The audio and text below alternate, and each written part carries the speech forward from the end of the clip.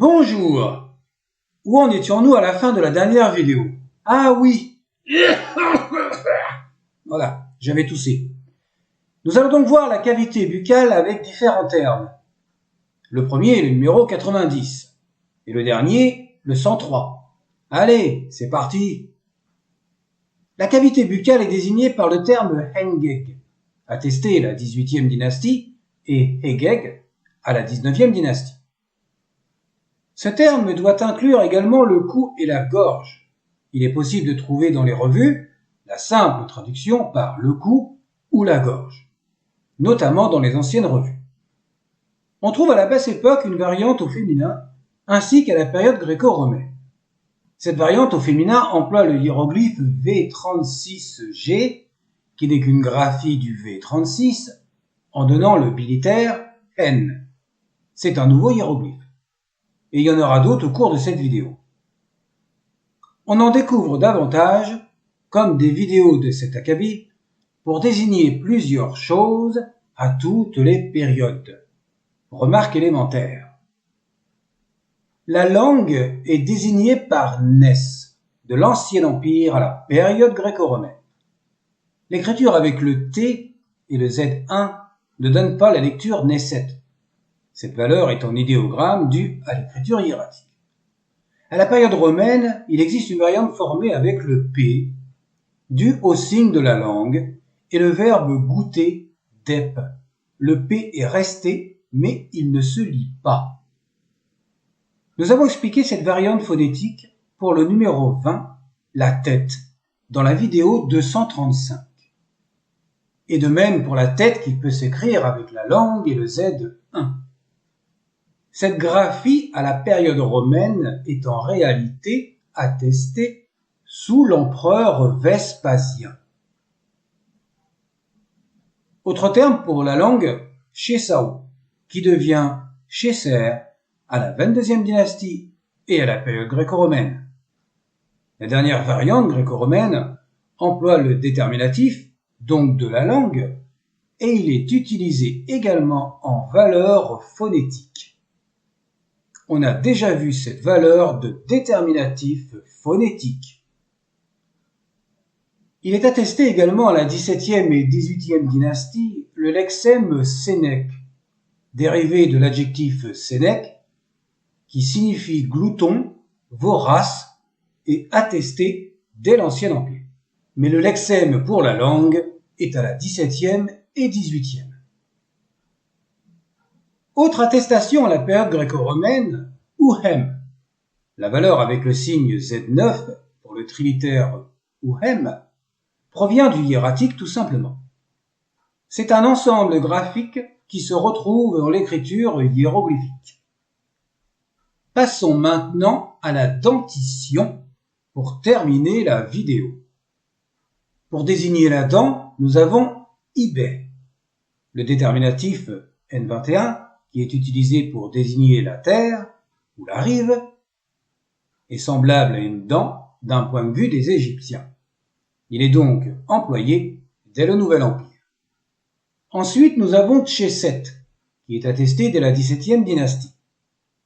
À l'époque gréco-romaine, l'avant-dernière variante emploie le hiéroglyphe U39A, qui n'est qu'une graphie du U39. C'est un nouveau hiéroglyphe.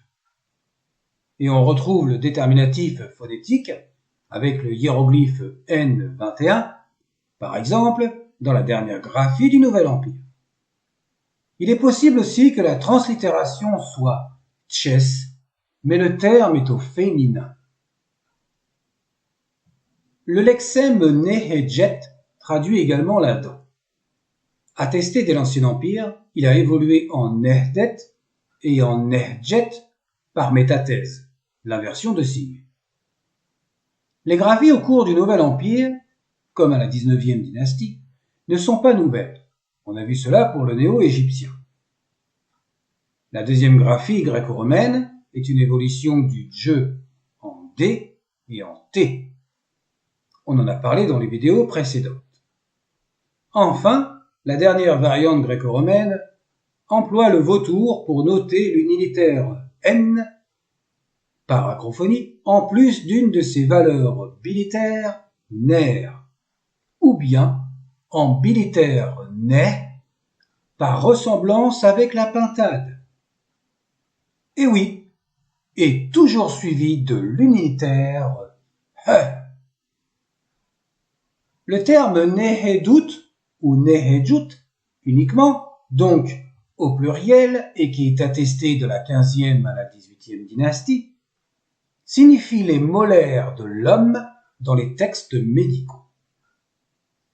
La graphie à la 16e et 17e dynastie emploie le hiéroglyphe de la pintade avec la variante graphique G21b, qui n'est, comme d'habitude, qu'une variante du G21. Sans surprise, c'est un nouveau hiéroglyphe. À nouveau, nous avons le terme wab, utilisé dans une expression comme le numéro 14 de la vidéo 234 et le numéro 81 de la vidéo 238, qui sert à désigner l'orbite de l'œil. Néanmoins, le numéro 14 traduit également la racine dentaire en plus de l'articulation et du cartilage osseux. Ici, nous avons la traduction type pour la racine ou l'alvéole dentaire et de manière littérale. Wab en ibé, la racine de la dent, attestée au Moyen Empire et uniquement avec le lexème ibé. Voyons pour la désignation de la mâchoire, ougout, dès l'Ancien Empire. Évolution phonétique à la deuxième période intermédiaire en ouguet et ougit. Le terme est attesté également à la 18e dynastie, puis directement à l'époque gréco-romaine en ouguet, avec un nouveau hiéroglyphe, le F19C, pour notre graphie fréquemment attestée. Ce F19C est une graphie du F19. Voyons la dernière page avec des termes plus précis. Oula, là il y a des infos. Le lexème arrête possède donc plusieurs significations selon le contexte comme vous pouvez le voir. Un coup, c'est le maxillaire inférieur, principalement à l'Ancien Empire et au Moyen Empire. Au duel à l'Ancien Empire, cela peut désigner les deux mâchoires. Ensuite, ça varie. C'est un vrai bazar. Bref, c'est comme ça. C'est pour cette raison que l'on a mis les traductions les plus adéquates, comme Sheila. Nous avons également la présence d'un nouveau hiéroglyphe, au duel pour le Nouvel Empire, la Basse Époque et la première graphie gréco-romaine. Est-ce que vous arrivez à suivre? Ce nouveau hiéroglyphe est le F19b, et comme le F19c, vu précédemment, c'est une graphie du F19. Il existe un autre terme, arrête, avec le F51, en tant que déterminatif, pour désigner une autre partie du corps, que l'on verra plus tard, comme d'habitude, dixit Claude François, après les couettes de Sheila. Autre terme connu à la 18e dynastie, c'est hedge, qui désigne la mâchoire. Et la mâchoire est composée de deux maxillaires, d'où le déterminatif qui est noté 2 fois. On peut aussi mettre au duel, mais tout en précisant que ce sont les deux maxillaires. Dans la variante, le double déterminatif est le F13A. Ce n'est pas une graphie du F13, mais la représentation des deux cornes entrecroisées pour désigner justement les deux maxillaires de la mâchoire. C'est bien sûr, vous l'aurez deviné, c'est un nouveau hiéroglyphe. Voyons maintenant le dernier terme, attesté à la 16e et 17e dynastie, Amauti, qui est noté sans déterminatif.